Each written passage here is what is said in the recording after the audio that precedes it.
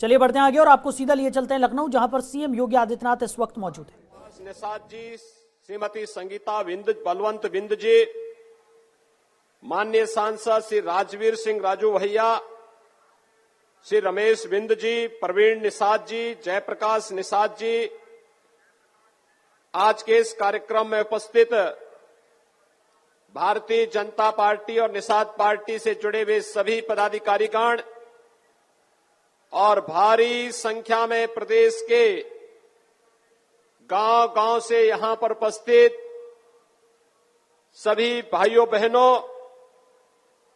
आप सबकी ओर से मैं देश के पहले सहकारिता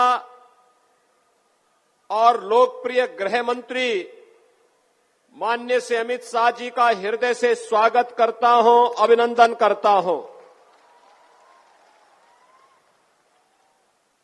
भाइयों बहनों, माननीय अमित शाह जी ने 2013 में जब उत्तर प्रदेश के प्रभारी के रूप में उत्तर प्रदेश का प्रवास प्रारंभ किया था, तो उस समय लोगों को लगता था कि क्या भारतीय जनता पार्टी लोकसभा चुनाव में सीट पा पाएगी।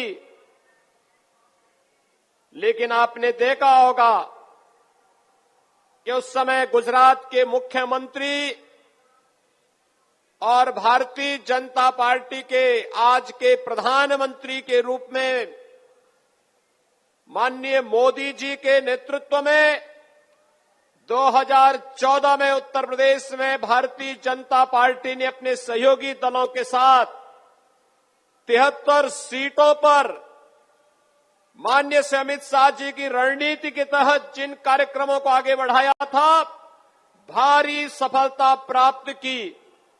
2017 में भी सफलता का एक क्रम चलता रहा। 2019 में तो मात्र निषाद पार्टी ही भारतीय जनता पार्टी की सहयोगी पार्टी थी और उस समय दुनिया का सबसे बड़ा गठबंधन बुआ और बबुआ का गठबंधन भी बन गया था। लेकिन भारतीय जनता पार्टी और निषाद पार्टी के गठबंधन ने इस महागठबंधन को पूरी तरह ध्वस्त करके उत्तर प्रदेश में पुनः माननीय श्री अमित शाह जी की रणनीति के तहत भारी बहुमत प्राप्त किया था। भाइयों बहनों, आपने देखा होगा प्रधानमंत्री मोदी जी के नेतृत्व में 2014 से लेकर के अब तक जो कहा सो करके दिखा दिया। कौन ऐसा भारतीय होगा जो भारत की सुरक्षा के प्रति जागरूक न होगा। आपने देखा होगा कांग्रेस ने, सपा बसपा ने कभी भी देश की सुरक्षा के मुद्दे को गंभीरता से नहीं लिया, आतंकवाद के मुद्दे को गंभीरता से नहीं लिया। पहली बार देखने को मिला है जब प्रधानमंत्री मोदी जी ने 2014 में देश की बागडोर संभाली तो दुश्मन देशों को आंख से आंख बात करने के लिए और उन सभी देशों को कि भारत की सीमा का अतिक्रमण करने का किसी ने दुस्साहस किया तो मुंहतोड़ जवाब देने का जज्बा भी भारत का आज देखते हुए बन रहा है पूरे देश और दुनिया के अंदर। और यही नहीं, कश्मीर में धारा 370 भी हट गई है। यह आतंकवाद की सबसे बड़ी जड़ थी देश के अंदर। आज धारा 370 समाप्त। और भाइयों बहनों, देश और दुनिया का कौन ऐसा निषाद समुदाय का अनुयायी होगा जो प्रभु श्री राम के प्रति श्रद्धा का भाव न व्यक्त करता होगा। याद करिए जब भगवान राम को 14 वर्षों का वनवास मिला था तो सबसे पहले भगवान राम की अगवानी और भगवान राम का विश्वस्त मित्र बन करके जिन्होंने कहा था कि हे राम, आपको अयोध्या से निकाला गया होगा, मेरा जो श्रृंगवेरपुर का राज्य है आप इसका राज करिए, मैं आपके साथ खड़ा हूं। और निषाद राज ही थे, वे आपके पूर्वज ही थे। और इसीलिए मैं कहता हूं कि कोई भी निषाद, भारत का निषाद समुदाय का अनुयायी कोई भी होगा, वह सबसे अधिक प्रसन्न हुआ होगा जिस दिन प्रधानमंत्री मोदी जी ने अयोध्या में भगवान राम के भव्य मंदिर का शिलान्यास किया था। सबसे अधिक प्रसन्नता कहीं थी और इसीलिए हमारी सरकार ने तय किया। मुझे बार बार प्रधानमंत्री जी भी और माननीय गृह मंत्री जी भी इस बात को कहते थे कि भगवान राम का मंदिर विवादित स्थल पर लोगों ने उस स्थल को विवादित करने का प्रयास किया था। हम लोगों ने लड़ाई जीती है। आज वहां पर भगवान राम के मंदिर के लिए बनाए गए ट्रस्ट के माध्यम से भव्य मंदिर का निर्माण हो रहा है।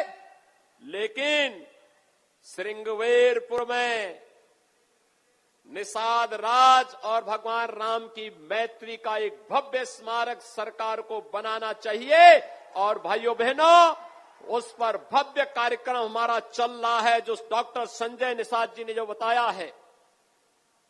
भारतीय जनता पार्टी बोलती नहीं है, सरकारें करके भी दिखाती हैं। याद करिए 2015-16 में जब समाजवादी पार्टी की उस समय की सरकार जब वहां पर अव्यवस्था पैदा करने का प्रयास कर रही थी और भाइयों बहनों, उस अव्यवस्था के माहौल में जब डॉक्टर संजय निषाद की हत्या करने का पिछली सरकार ने प्रयास किया था, उस प्रयास को, उस दुस्साहस का मुंह तोड़ जवाब गोरखपुर में सांसद रहते हुए तब मैंने ही दिया था। और तब हम लोगों ने कहा था कि सरकार को, किसी भी सरकार को व्यवस्था फैलाने की छूट नहीं दी जाएगी। और भाइयों बहनों, डॉक्टर संजय निषाद को मेडिकल कॉलेज में, जेल से मेडिकल कॉलेज में भर्ती करवाने का मामला रहा हो या उन्हें न्याय दिलाने का कार्य, पूरी प्रमुखता के साथ अगर इस कार्यक्रम को आगे बढ़ाने का कार्य किया था तो भारतीय जनता पार्टी ने उस समय भी किया था। और आज इसीलिए एक बार फिर से हम लोग आपके बीच आए आपसे कहने के लिए, भारतीय जनता पार्टी जो कहती है सो करके दिखाती है। और भारतीय जनता पार्टी और निषाद पार्टी का यह गठबंधन इस बात को लेकर के एक बार फिर से आपके पास आया है आपसे कहने के लिए।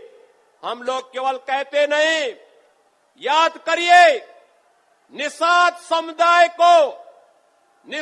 समुदाय को ग्रामीण क्षेत्र में मछली का पट्टा दिलाने की कार्रवाई किसी ने की थी तो 1991 में माननीय श्री कल्याण सिंह जी ने किया था। और कल्याण सिंह जी से चली आ रही वो प्रथा आज भी हमारी सरकार ने बरकरार रखा। सपा बसपा की सरकार ने उसको बंद करने का प्रयास किया था, लेकिन हमारी सरकार ने उसको फिर से बहाल किया है। और आज यही हम कहने के लिए आए हैं कि भाइयों बहनों, जब भारतीय जनता पार्टी और निषाद पार्टी का एक गठबंधन मजबूती के साथ इस कार्यक्रम को आगे बढ़ाने का कार्य कर रहा है तो स्वाभाविक रूप से सपा बसपा कांग्रेस को पीड़ा होनी स्वाभाविक है, क्योंकि अत्याचार और अन्याय इन लोगों ने किया था। ये आगे भी इस प्रकार का कुत्सित प्रयास करेंगे, लेकिन हम सबको मिलकर के एक बार फिर से भारतीय जनता पार्टी के नेतृत्व में सरकार बनाने के लिए पूरी मजबूती के साथ कार्य करना होगा। इस विश्वास के साथ मैं एक बार फिर से आप सबको आश्वस्त करता हूं कि उत्तर प्रदेश के अंदर अन्याय किसी के साथ नहीं होगा। शोषण किसी का नहीं होगा, लेकिन जो माफिया और पेशेवर अपराधी सत्ता का संरक्षण प्राप्त करके अराजकता पैदा करते थे, उनके खिलाफ सरकार का बुलडोजर इसी प्रकार से चलता रहेगा। ये कहते हुए मैं एक बार फिर से आज के इस कार्यक्रम में माननीय गृह मंत्री जी का हृदय से स्वागत और अभिनंदन करता हूं। डॉक्टर संजय निषाद जी को हृदय से एक सफल आयोजन के लिए बधाई देता हूं। धन्यवाद। जय जय श्री राम। तो लखनऊ में बीजेपी और निषाद पार्टी की संयुक्त रैली का आयोजन किया गया। सीएम योगी आदित्यनाथ को सुन रहे थे आप। सीएम योगी आदित्यनाथ अपना संबोधन इस विशाल रैली में दे रहे थे।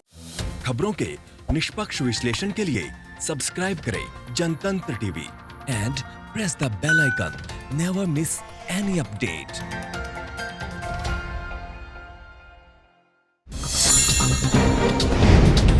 डाउनलोड कीजिए जनतंत्र टीवी ऐप को, जो कि अवेलेबल है गूगल प्ले और ऐप स्टोर पर। अधिक जानकारी के लिए अभी डाउनलोड करें।